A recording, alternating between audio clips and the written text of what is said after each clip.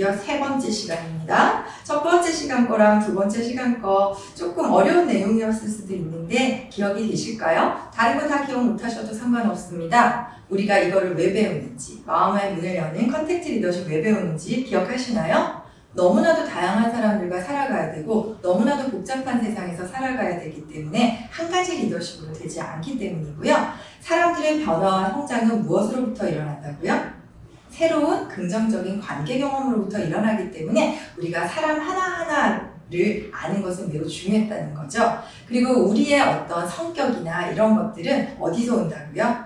우리가 경험했던 경험들로부터 오고 이 경험들을 다 분석해놓은 그런 학자가 에릭 번이라고 말씀드렸고요. 우리의 마음에 어떤 경험물들이 어떻게 나누어져 있는지 두 번째 시간에 자아 상태라는 걸로 체크를 해봤습니다. 그러면 이 PAC 부모자, 어른자, 어린아이 자아 방 안에 있는 이 많은 내용물들이 우리 마음 안에 있을 때는 사람들이 어떤지 몰라요. 전혀 어떤 사람인지 모르거든요. 우리가 이거를 알 수 있게 되는 거는 뭐냐면 일과 사람과 문제 그리고 어떤 특별한 상황에서 이게 행동으로 나타나기 때문입니다. 그래서 부모자 안에 있는 내용물들은요, 두 가지의 행동으로 겉으로 드러나게 되는데요. 통제적인 부모자 그리고 양육적인 부모자라는 걸로 드러납니다. 여러분들 한번 잘 상상해 보시겠어요? 이걸 이론으로만 기억하시려면 매우 어려워요. 부모하면 떠오르는 모습을 상상하시면 되세요. 여러분들이 어렸을 때 부모로부터 어떤 교육들을 받으셨어요? 아주 어렸을 때는 이거 하면 안 돼! 막 이러는 부모님들 계시잖아요. 또 내가 막 아플 때 부모님들이 어떻게 해주시죠? 굉장히 따뜻하게 보살펴 주세요. 그래서 뭔가 원칙을 주고 규칙을 주는 그런 어떤 행동들을 보여주신 내용물들이 나도 거기서 모델링해서 나도 그런 행동을 할 때 그거를 통제적인 부모자라고 얘기를 합니다. 그리고 어떤 따뜻한 부모님들이 보여줬던 그런 모습들을 내가 같이 따라서 행동하는 그런 것들은 양육적 부모자라고 얘기를 해요. 어른자아는 히어앤나우의 자아이기 때문에 두 가지로 나뉘어지지는 않고요. 마지막 어린아이 자아도 어린아이 모습 그러면 어떻게 떠오르시죠? 천방지축이에 막 자유롭게 자유로운 영혼들이 막 뛰어다니는 정신없는 그런 모습들을 보여주는 그런 어린아이의 모습도 있고요. 또 막 부모님한테 야단 맞으면 어떡하죠? 깨갱하잖아요. 그렇게 순응하는 모습을 보여주는 순응하는 어린아이 자아라는 형태로 밖으로 보여지는 거죠. 우리는 이거를 보고 저 사람은 어떤 사람이구나를 알 수 있다는 겁니다. 그럼 한 개씩 보도록 하겠습니다. 첫 번째 통제적인 부모자아에 대해서 볼 건데요. 통제적인 부모자아는요. 규칙, 원칙, 그리고 안전 그리고 뭔가를 확실하게 할 필요가 있을 때 사용되는 행동 방식입니다. 여러분들 보통 어른으로서 아이들에게 어떤 규칙을 주고 싶은가요? 아마 부모님이시라면 굉장히 많은 규칙을 생각해내실 거예요. 조직도 마찬가지예요. 신입사원이 들어왔을 때 꼭 알아야 되는 규칙들이 분명히 있을 거예요. 문화 같은 거 있잖아요. 우리 회사는 이래, 우리 회사는 적어도 이런 건 하지 않아. 하다못해 요즘은 매일 쓰는 규칙이 있을 수도 있어요. 이런 규칙들. 그리고 또 거짓말을 하는 사람을 보면 여러분들 어떤 생각 드세요? 이럴 때 우리가 하는 행동들이 이 통제적인 부모자아의 모습들로 행동을 하는 거라고 볼 수 있습니다. 어린아이들한테 주는 규칙으로는요, 저는 가장 기억에 나는 게 항상 손을 들고 건너는 건데, 아이들 보면 이쪽에서 차가 오는데 이쪽 손을 들고 건너는 경우도 있더라고요. 그리고 높은 곳에 가지 말기, 거짓말하면 안 돼, 막 이런 것들이 많은 규칙들이에요. 근데 거짓말하면 안 되라는 규칙을 받으셨던 분들 중에 거짓말했을 때 굉장히 야단을 맞거나 엄청나게 화를 내는 부모님 밑에서 자라셨다면 여러분들도 지금 거짓말할 때 화내실 수 있다는 거예요. 그렇다면 여러분들은 그 순간 통제적인 부모자를 사용하고 계신다는 얘기죠. 여기는 이 통제적인 부모자가 행동으로 드러날 때는요, 종교나 정치나 성 역할에 대한 나의 어떤 사고방식들이 그대로 드러납니다. 여잔데 왜 그래? 야, 남자가 울면 어떡해? 이런 어떤 내용물들이 굉장히 그런 말을 하실 때는 본인이 통제적인 부모자를 사용해서 행동하고 있다고 생각하셔야 돼요. 양육법들도 있어요. 우리 팀들만의 어떤 신념이나 견해들, 이런 것들이 밖으로 드러날 때 통제적 부모자를 사용하시는 거예요. 자녀에게는 예의범절 꼭 가르치셔야 되겠죠. 아무래도 그러다 보니 통제적인 부모자는 굉장히 권위적으로 보이기도 합니다. 이 통제적인 부모자가 너무 부정적으로 강하게 사용됐을 때 우리 조직 안에서나 아이들 양육하실 때 굉장히 문제가 되는데요. 굉장히 지배적으로 보이게 됩니다. 그리고 항상 명령하는 말씨들이 통제적인 부모자에서 우리가 하는 행동이라고 말씀드릴 수 있고요. 나무라는 경향도 아주 많으세요. 만약 여러분들이 누군가에게 자꾸 나무라거나 비판하거나 이러신다면 여러분들은 통제적인 부모자를 쓰고 계시는 겁니다.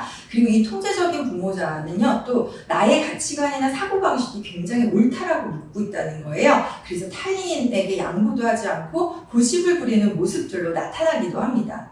그리고 남을 칭찬하기보다는 원망하고 책망하는 일이 많기 때문에요, 타인의 자율성도 굉장히 억압을 하게 됩니다. 너무 강하면 그렇다는 거예요. 통제적인 부모자도 써야 될 때는 써야 된다는 것도 꼭 기억하셔야 돼요. 그러면 긍정적인 그 통제적 부모자가 긍정적으로 쓸 때 어떤 모습들로 주로 나타나는지 우리 단어로 한번 보도록 하겠습니다. 굉장히 적극적이에요. 그리고 주도적이고요. 추진력도 굉장히 좋으세요. 그리고 지는 거 굉장히 싫어해서 승부욕도 아주 좋거든요. 의사결정을 할 때 매우 신속합니다. 직관적이라서 그렇기 때문에 의사결정이 신속하겠죠. 그리고 굉장히 활동적인 어떤 행동들을 많이 하시고요. 거절도 잘하세요. 그러니까 뭔가 부당할 때 안 돼요 라고 얘기를 굉장히 잘하신다는 거죠. 이게 꼭 나쁜 것만은 아닌 것 같아요. 요즘 같은 세상에서는요. 그리고 단호하기도 하시다는 거, 이런 행동들을 드러나요. 그리고 자신의 의견을 적극적으로 반영하기 위해서 적극성으로 드러내기도 하신다는 거죠. 이렇게 통제적 부모자가 좋게 쓸 때는 매우 좋은데요. 부정적으로 쓸 때가 문제겠죠. 부정적으로 쓸 때는 이런 행동들을 하세요. 굉장히 결과 중심적인 거예요. 과정 같은 건 필요가 없어요. 결과가 잘 됐냐, 좋으냐, 이런 것들 상황에서 이 통제적 부모자를 많이 쓰시는, 특히 통제적 부모자를 부정적으로 많이 쓰시는 부모 밑에서 자라게 되면 아이들이 과정에 대한 것들이 중요하지 않고 결과만 중요하기 때문에 내가 잘했냐 못했냐로 모든 것들을 판단하는 경향들이 생기게 된다는 거죠. 그리고 이 통제적 부모자가 굉장히 부정적으로 쓰이게 되면요, 칭찬을 안 하세요. 굉장히 칭찬하는 것도 오그라들어 하시기도 하고 되게 인색하시고요. 더 문제가 되는 거는 사람들을 비난하거나 비판하거나 나의 상태, 지금 내가 놓여있는 상태에 대한 투덜거림도 굉장히 많으시고요. 질책도 많이 하세요. 그리고 타인에 대해서 굉장히 공격적입니다. 그리고 상대에 대해서 세심한 어떤 배려 같은 것들이 매우 부족하세요. 그리고 조금 더 심해지면 이게 문제죠. 이제 굉장히 우쭐하게 되고요. 오만한 형태로 드러나고요. 편견을 가지고 그걸 우월감으로 드러내기 시작한다는 거죠. 요즘 직장에서 직장내 괴롭힘도 굉장히 많잖아요. 근데 많은 리더분들 뿐만 아니라 많은 우리 관계 안에서 서로가 어떻게 하는지 잘 모르시는 것 같아요. 나의 마음 안에 우월감이 있다는 것들을 인정을 안 하실지도 모르는데 우리 마음 안에는 우월감이 조금씩 있습니다. 그런데 이 통제적인 부모자가 굉장히 높으신 분들은 이게 겉으로 드러난다는 거예요. 그래서 상대를 매우 불편하게 하거나 불쾌하게 만드실 수 있어요. 또 조직 안에서 이 통제적 부모자가 굉장히 부정적으로 쓰이게 될 때는 또 뭐가 문제냐면요. 업무에서 내 방식이 맞다고 자꾸 고집하시는 거예요. 자, 이러니까 뭔가 떠오르지 않으세요? 요즘 세대 갈등에서 굉장히 많이 부딪히는 것 중에 하나가 이거 원래 이렇게 했으니까 이렇게 해야 돼 라고 여러분들이 누군가에게 듣거나 여러분들이 얘기하신다면 그 사람은 통제적인 부모자를 매우 부정적으로 사용하고 계신다는 거죠. 지금 상황에 지금 내가 해왔던 방식들이 맞는지 안 맞는지를 점검하셔야 되는데 그냥 나는 이렇게 했으니까 이 방식이 맞는 거야. 그리고 또 우리 너무 유명한 단어 있잖아요. 라떼는 말이야. 이게 어떻게 보면 통제적 부모자를, 부정적인 통제적 부모자를 가장 극단적으로 보여주는 단어가 이 시대에서 세대 갈등에서 가장 극단적으로 보여주는 거 아닌가 생각을 합니다. 그리고 통제적인 부모자는 굉장히 강압적인 형태를 나타내기 때문에 상대를 내 방식에 맞춰서 굴복시키려고 해서 의욕을 매우 떨어뜨리세요. 그러다 보니까 자립심이 당연히 없어지게 되겠죠.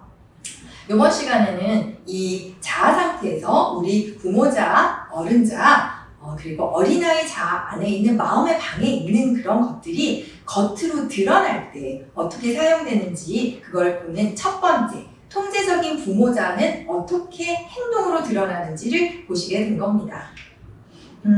이런 통제적인 부모자인 사람들은요, 타인으로부터 굉장히 인정받고 싶어하는 욕구가 강하다고 합니다. 그래서 통제적인 부모자인 사람들은 자기가 뭐라고 얘기를 하면요. 첫 번째 좀 순응해 주길 바래요. 그래, 지금 당신이 하는 말이 무슨 말인지 알겠어요. 라고 순응해 주길 바라는 거죠. 그리고 아무래도 인정받고자 하는 욕구가 너무 크니까요. 남 앞에 나서는 걸 엄청 좋아하세요.